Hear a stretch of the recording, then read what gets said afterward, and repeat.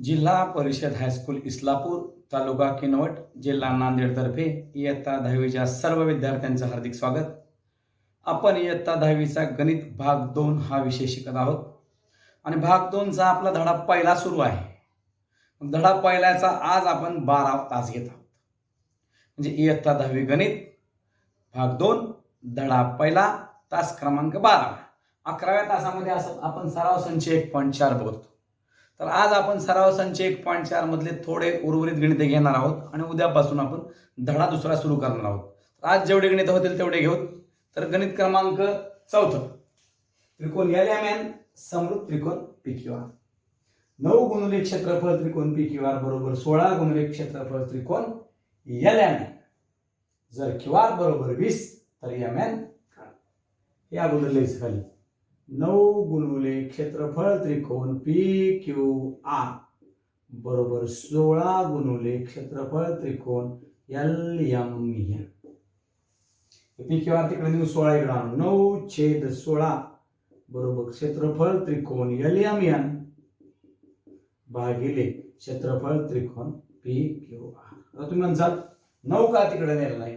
कारण इथं L M N नाव अगोदर आहे, समजायला सोपं जाईल. मग परत पुढे उलट लिहावं लागेल, त्यामुळं पी क्यू आर तिकडे नेलं. आता सरळ लिहायचं आपल्याला. क्षेत्रफळ त्रिकोण एल एम एन भागिले क्षेत्रफळ त्रिकोण पी क्यू आर बरोबर 9/16 1 नंबर. आता म्हणणार आपण त्रिकोण एल एम एन समरूप त्रिकोण पी क्यू आर. म्हणून समरूप त्रिकोणांच्या क्षेत्रफळांचा गुणधर्म काय सांगतो? 2 समरूप त्रिकोणांच्या क्षेत्रफळांचे गुणोत्तर हे त्यांच्या संगत बाजूंच्या वर्गाच्या गुणोत्तरा एवढे असते. आता ह्याची बाजू कोणची दिली बघायची. क्यू आर दिली, म्हणजे क्यू आर म्हणजे खाली येणार क्यू आर चा वर्ग. मग क्यू आर ची संगत बाजू आहे एम एन. एम एन काढायची. 9/16 एम एन चा वर्ग भागिले क्यू आर चा वर्ग. आता मी सांगितलंय तुम्हाला पहिल्या तासामध्ये त्याच्या अगोदर की क्षेत्रफळ दिलं असेल आणि बाजू काढायची असेल तर वर्गमूळ घ्यावं लागतं, आणि बाजू दिली असेल आणि क्षेत्रफळांचं गुणोत्तर काढायचं असेल तर वर्ग करावा लागतो. आता क्षेत्रफळ दिले, काढायची बाजू, वर्गमूळ घ्यायचं. वर्गमूळ घेऊन इथे किंमत टाकून द्या आपण. क्यू आर ची किंमत क्यू आर 20 चा वर्ग. 9चं वर्गमूळ 3, 16चं 4, हे राहिलं एम एन, हे आलं 20. वर्गमूळ निघून गेलं. 20×3 = 60 भागिले 4 बरोबर एम एन. 15×4 = 60 बरोबर एम एन. म्हणजे एम एन बरोबर किती आलं? 15. लक्षात आलं? ओके. 2. आता प्रश्न क्रमांक 5. 2 समरूप त्रिकोणांची क्षेत्रफळ 225 चौसेमी व 81 चौसेमी आहे. जर लहान त्रिकोणाची एक बाजू 12 सेमी असेल तर मोठ्या त्रिकोणाची संगत बाजू काढा. A1 बरोबर मोठ्या त्रिकोणाचे क्षेत्रफळ. त्रिकोणाचे क्षेत्रफळ बरोबर किती हो? 225 चौसेमी. यातली मोठी संख्या 225 आहे म्हणून मोठ्या. मग S1 मोठ्या त्रिकोणाची बाजू. मोठ्या त्रिकोणाची बाजू काढायची. ओके. A2 लहान त्रिकोणाचे क्षेत्रफळ.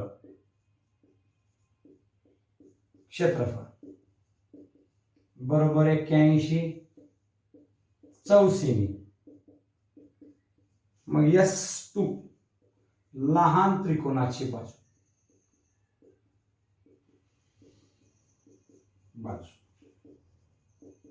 12 सेमी.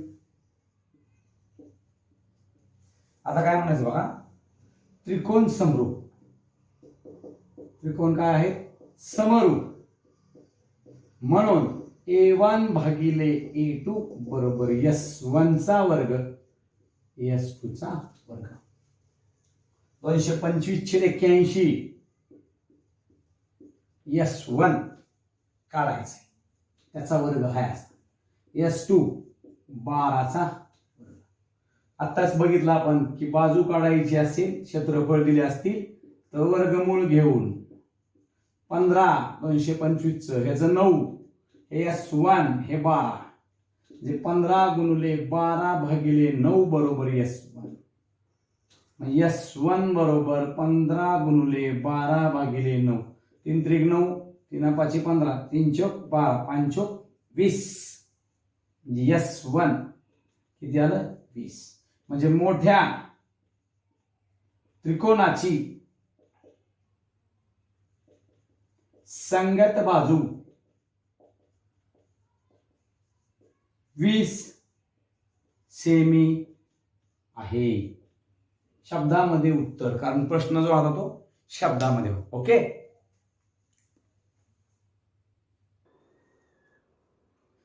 प्रश्न 6 बघा की त्रिकोण एबीसी व त्रिकोण डीईएफ हे दोन्ही समभुज त्रिकोण आहेत. क्षेत्रफळ त्रिकोण एबीसी गुणोत्तर क्षेत्रफळ त्रिकोण डीईएफ बरोबर 1:2 असून एबी बरोबर 4 तर डीई काढा. आता अगोदर त्रिकोण समरूप दाखवावे लागतात. त्रिकोण एबीसी व त्रिकोण डीईएफ मध्ये कोण ए एकरूप कोण डी बरोबर 60°, कोण बी एकरूप कोण ई बरोबर 60° आणि कोण सी एकरूप कोण एफ बरोबर पण किती 60°. समभुज त्रिकोणाचे कोण प्रत्येकी किती मापाचे असतात 60. आणि दोन्ही त्रिकोण समभुज आहे म्हणले म्हणून त्रिकोण एबीसी समरूप त्रिकोण डीईएफ. मग आता क्षेत्रफळ त्रिकोण एबीसी भागिले क्षेत्रफळ त्रिकोण डीईएफ बरोबर इथे एबी दिले डी काढायचे म्हणजे एबी चा वर्ग डीई चा वर्ग एकास 2 एबी चा वर्ग एबी दिलं ना 4 चा वर्ग डी ला डी चा वर्गमूळ घेऊन डी काढायचे डी. हा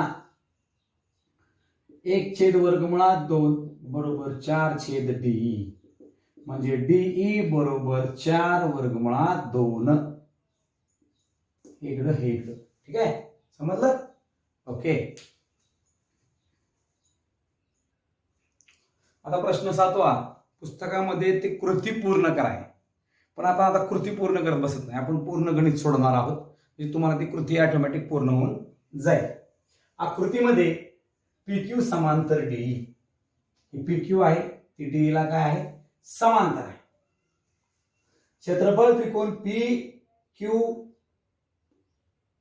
एफ पीक्यू एफ बरोबर 20 एकक. या छोट्या त्रिकोणाचं क्षेत्रफळ दिलंय 20 एकक आणि पीएफ म्हणजे हे दिलंय 2 डीपी, डीपीच्या दुप्पट आहे. तर चौकोन डीपीक्यूई चं क्षेत्रफळ काढा म्हणले. मग या चौकोनाचं क्षेत्रफळ काढण्यासाठी या मोठ्या त्रिकोणाचं क्षेत्रफळ माहित पाहिजे. त्याच्यामधून हे छोटं इथं दिलेलं आहे ते आपण वजा करू शकतो आणि मग याचे मूल्य. मग अगोदर काय करू आपण, हा डीएफ म्हणजे काय बघा, डीएफ बरोबर डीपी अधिक पीएफ, ही बाजू काढून घेऊ ना आपण डीएफ.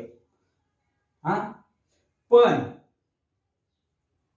पीएफ बरोबर 2 डीपी इथं आहे दिलेलं आहे.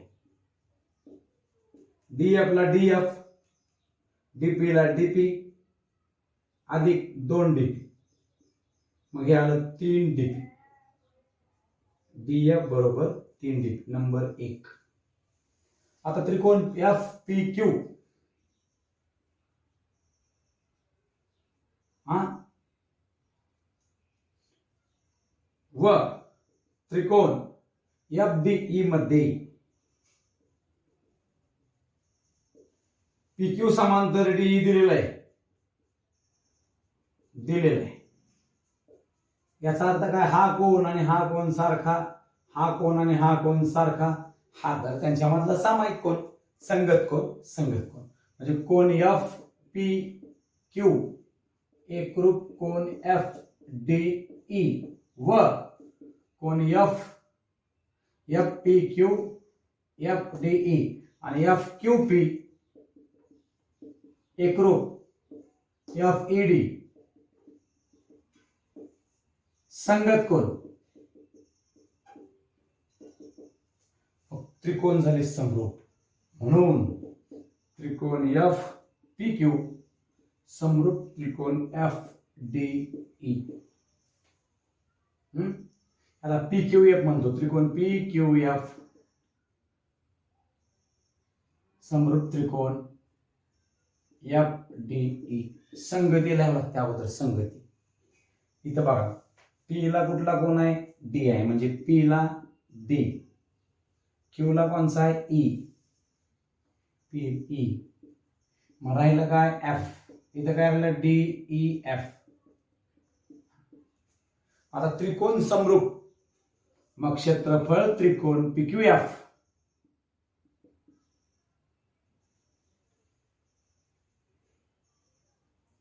डीई एफ भागिले क्षेत्रफळ त्रिकोण डीई एफ. कोणची बाजू काढली आपण, इथं डी एफ काढली, डी एफ. मग डी एफ ला कोण आहे, पी एफ. मग पी एफ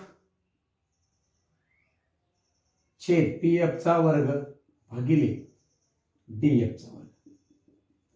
पण पी एफ म्हणजे काय कळलं ना आपण, डी एफ म्हणजे काय, 3 डीपी, आणि पी एफ म्हणजे काय, 2 डीपी. पी एफ म्हणजे 2 डीपी कंसाचा वर्ग, आणि डी एफ म्हणजे काय, 3 डीपी कंसाचा वर्ग. क्षेत्रफळ त्रिकोण पी क्यू एफ, क्षेत्रफळ त्रिकोण डीई एफ, बरोबर चिन्ह देऊ. म्हणजे 4 डीपी वर्ग भागिले 9 डीपी वर्ग. डीपी वर्ग निघून गेला, म्हणून क्षेत्रफळ त्रिकोण पी क्यू एफ भागिले क्षेत्रफळ त्रिकोण डीई एफ बरोबर 4/9. पण पी क्यू चं क्षेत्रफळ आहे आपल्याकडे 20, इथे ठेवून टाकू. 20 छेद क्षेत्रफळ त्रिकोण डीई एफ बरोबर 4/9. हे 9 इकडे आलं, हे तिकडे गेलं. 20 गुणिले 9 बरोबर क्षेत्रफळ त्रिकोण डीई एफ, आणि हे 4 इकडे आलं. 4×5 20 म्हणजे 5 गुणिले 9 क्षेत्रफळ त्रिकोण डीई एफ. म्हणजे क्षेत्रफळ त्रिकोण डीई एफ नावापासा 45 एकक. जे डीई एफ चं क्षेत्रफळ निघालं. मग क्षेत्रफळ चौकोन डीपी क्यू बरोबर क्षेत्रफळ त्रिकोण डीई एफ वजा क्षेत्रफळ त्रिकोण पी क्यू एफ बरोबर 45 वजा 20 25 एकक. क्षेत्रफळ चौकोन डी पी क्यू ई बरोबर किती एकक, 25 एकक. अशा प्रकारे आपला धडा पहिला संपलेला आहे. उद्या आपण दुसरा धडा सुरू करत आहोत. तर घरी पहिल्या धड्याचा अभ्यास करा, आपण टेस्ट घेणार आहोत. तर आजच्यासाठी एवढंच, थांबू.